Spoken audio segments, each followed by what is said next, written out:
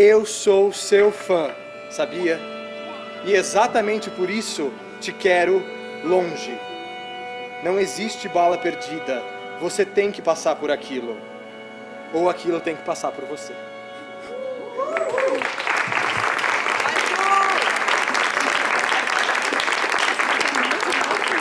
Semeador de sonhos, disseminador de ideias. Temos aqui Enzo Potel, poeta. Tem como grande ídolo Bento Nascimento. Vamos conversar hoje sobre várias coisas. Sobre poesia, sobre livros, sobre vida, comportamento. Obrigada por ter aceito o convite, por participar do programa com a gente. Então, fala um pouquinho como é que começou essa história de escrever livros, escrever poemas e chegar a publicá-los. Esse processo? Bom, começou por causa desta pessoa aqui, ó, Bento Nascimento, que desde os 13 anos de idade, quando comecei a ter acesso aos poemas dele e saber que tinha um poeta com tanta simplicidade e profundidade na cidade em que eu vivia, foi inevitável que já na sexta série já escrevi alguns textos na escola que se sobressaíam, mas hoje não tem qualquer valor literário. Daí foi um empurrão para eu levar a literatura muito a sério, começando com a poesia do Bento. Então eu escrevi dos 13 aos 21, muita coisa, mais ou menos um poema por dia. Eu tinha uns cadernos sem parar assim, eu escrevia. Sem mostrar pra ninguém, assim, uma coisa tua. É, que circulava entre amigos também escreviam poesia, tipo a Rihanna Gabeste, que hoje é poetisa lá em Florianópolis, o Rodrigo Azeredo, que hoje não é nada. Inclusive a Rihanna tem até músicas, né? Composições musicais. Ela tem e... Então a gente trocava muita ideia, muita brincadeira com fazer poesia de uma forma muito livre. Inclusive na sala de aula a gente matava a aula para fazer poesia. E daí no final das contas tudo isso acabou virando um livro em 2005, pela Lei de Incentivo de Itajaí, o Afeganistão, que foi meu primeiro livro de poesia. E depois disso veio o Cura, em 2007, e depois disso, em 2010, o Conto de Facas, todos pela Lei de Incentivo, com tiragens médias de 500 exemplares, num padrão comercial, né? Como é o Conto de Facas. Como é que é o teu processo para selecionar as tuas poesias? Quais tu vai publicar? Como é que tu pede para alguém te ajudar nesse processo de seleção? Por exemplo, leia o meu material e veja o que você acha, ou essa crítica vem tua. Não, isso aqui tá legal para publicar, isso aqui não. Mistura, tem coisas que quando dizem para você que é impublicável, você tem certeza que você quer publicar. E o blog ajuda muito. Nesse aqui, no Conto de Facas, eu fiz blog na época. Tinha muitos comentários e daí você sabia quando tinha feito alguma coisa legal e tinha esse retorno quase imediato. Desculpa te tirar a palavra, Suzana, mas o caso é o seguinte. No Conto de Facas, fica evidente, claro, que existe uma ruptura. A partir do momento que o Enzo coloca falas nos poemas, que ele cria personagens, que ele traz uma estrutura de conto para a narrativa, você vai ter um trabalho completamente diferente dos outros livros dele, entendeu? Eu agora estou escrevendo mais prosa, né? Depois de 2010 eu não consegui mais sentir prazer em escrever poesia, então agora eu estou escrevendo mais prosa. Mas mesmo esse ano eu lancei esse pequeno livro de contos do Bento Nascimento, Bento Nascimento, uma biografia, em que eu transformo em prosa tudo que eu já ouvi sobre o Bento, de amigos do Bento, parentes do Bento. E juntando realidade e ficção eu consegui criar o estado de espírito, eu acho que eu consegui criar o estado de espírito do que é estar com o Bento. Talvez seja uma biografia mais sobre o que é ser amigo do Bento do que propriamente do Bento Nascimento. Então, e esse é um desejo de prosa. Os contos aqui ainda estão curtos, são 8 contos curtos, mas eu pretendo escrever contos maiores. Eu não acho que romance nessa vida não vai rolar, mas contos longos de até 30 páginas é uma coisa que me dá muita alegria agora de escrever e eu pretendo focar nisso. Mas agora vai ser um longo trabalho porque prosa é muito complicado. Um poema, se você altera uma coisinha no começo, você tá vendo todo ali naquela página. Mas prosa, se você altera uma coisa no começo do conto, altera um nome, uma data, isso vai influenciar em todo o conto. Você tem que ficar muito atento, amarrar tudo, assim. Se eu tô livre, eu vejo um dragão e eu não sei se ele tá morto ou se ele tá dormindo. Eu não sei ainda o que ele tem, o que ele é, como é que ele está. E como é que tu sentiu, assim, poxa, eu sou um poeta, né? E aí eu digo das técnicas e da métrica, porque não é todo mundo que escreve poesia. Sim. E que sabe fazer esse tipo de... No primeiro livro do Afeganistão, eu ainda, na capa está escrito Enzo Potel Coelho. Ou seja, meu nome completo era o nome do Enzo que eu me reconhecia, o Enzo da escola, o Enzo que tem chamada, aquele era o Enzo. Mas eu acho que foi no lançamento do segundo livro, quando já tinha muita gente dizendo que eu escrevia bem, que daí eu fiquei com um nome mais sucinto, só Enzo Potel, daí eu já me sentia poeta já. Aí eu achei que eu podia extrapolar a palavra com o que eu quisesse, ela no papel, e eu me assumiria como poeta, mesmo que tivessem poemas que tivessem mais jeito de prosa ou aforismo, eu já me autodenominava poeta, eu já me sentia como poeta, assim. E pelo que eu te conheço, eu vejo muito, até tem aqui nos dos teus livros, assim como o objetivo da minha poesia não é ofender e sim registrar, nem que seja registrar uma ofensa. Então, em nenhum momento tu tem interesse de agradar ninguém, né? Tu faz as tuas poesias com... Qual é o interesse, na verdade? É essa coisa do registro mesmo. Acho que cada poema ou cada livro vai ter uma proposta, mas quando eu escrevia poesia era sempre com essa ideia de criar um álbum de fotografias, de eu ver uma época da minha vida, de um instante da minha vida. Então acho que essa foi a maior necessidade, de registrar, de ser um registro da minha vida, não me deixar apagado.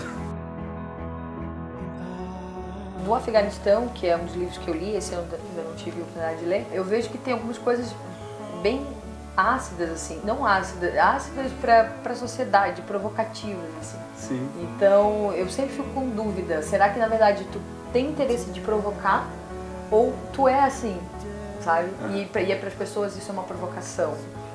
Não, a minha família é muito verbal, é muito ácida na hora de... Eu tenho familiares que usam a palavra para tirar a palavra de alguém. Então, eu cresci ouvindo formas incríveis de você calar uma pessoa ou fazer ela falar, dependendo do que você fala, como você fala, manipulando a mentira, a ficção, que você conhece da outra pessoa. Essa foi a forma que eu me percebi vivo.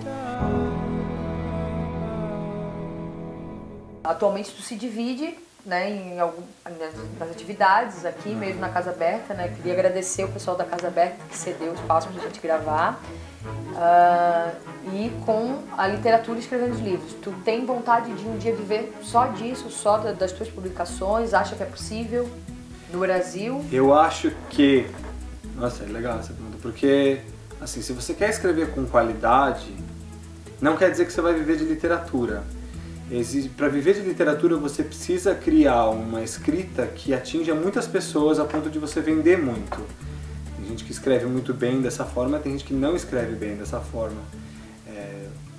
Eu acho que o tipo de prosa que agora eu estou escrevendo, que é mais retratos familiares, coisas mais delicadas ou às vezes violentas, isso não vai ser vendável. Então isso me dá a consciência de que eu preciso...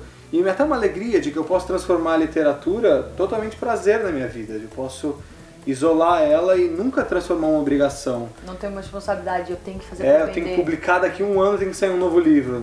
Sim. Nossa, é enlouquecedor isso. Produzir não por prazer, e sim por demanda, né? E não flui. Legal. Porque prosa agora, que eu percebo assim, é tempo, né? Você precisa aceitar um conto, ficar ali de molho 1 ano, 2 anos, e às vezes, tem até alguns livros que eu escrevi, passa 1 ano, 2 anos, você percebe que o livro inteiro é ruim, então você tem que aprender a jogar um livro inteiro ruim, porque tem coisas que na estrutura básica já foram feitas muito frágeis e é preciso essa coragem de deixar de lado e partir para uma nova etapa. Agora eu tô com essa coisa da cartonaria, né, que são livros publicados de forma artesanal. Que eu achei incrível isso aqui, é um projeto muito legal e acessível, né? Sim, essa cartonaria nasceu na Argentina em 2001, então ela vem com a ideia de, durante uma crise econômica, então ela vem com a ideia de pegar o papelão e fazer a impressão do miolo em sulfite, então você faz a capa e o miolo de até umas 30 páginas. Eu, no caso, que eu criei essa editora Sua Narciso, ela não publica só coisas minhas, né? Tem do Daniel Oliveto, que é um ator lá de Florianópolis, tem do Júlio César Monteiro Martins, que é um brasileiro que mora lá na Itália agora, é um conto dele chamado Método, Tem o do Seba, do Sebastião do Aragão, que é poeta aqui de Itajaí. Seba, parceiro. Que foi amigo do Bento Nascimento também.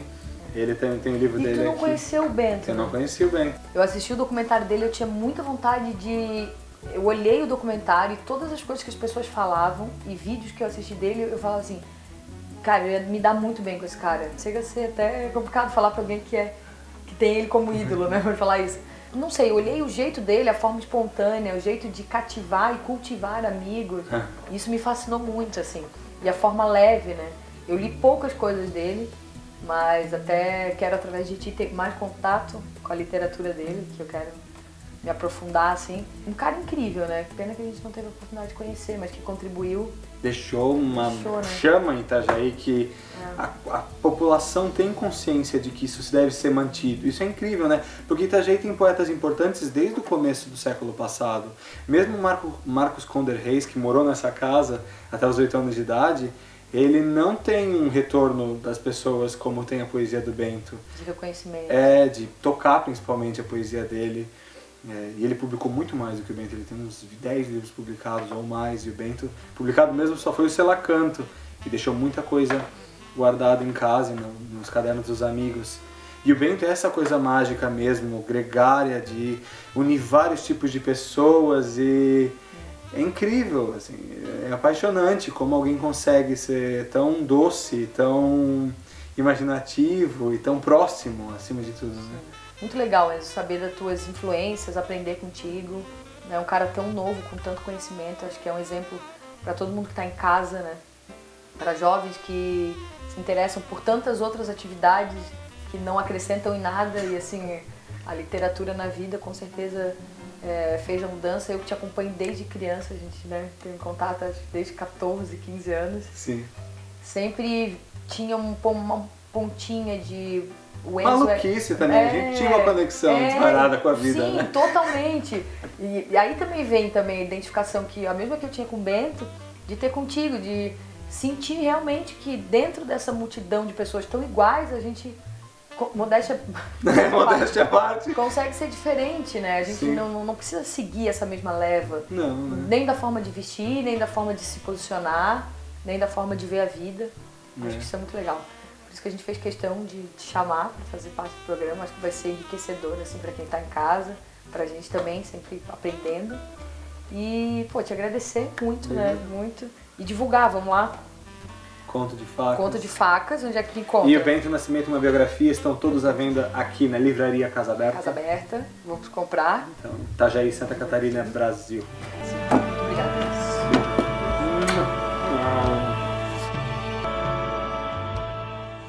O programa de hoje foi especial, estava incrível, cheio de atrações e um papo legal. Uma boa noite a todos. A gente espera vocês no próximo sábado, às 22h30, aqui na Brasil Esperança.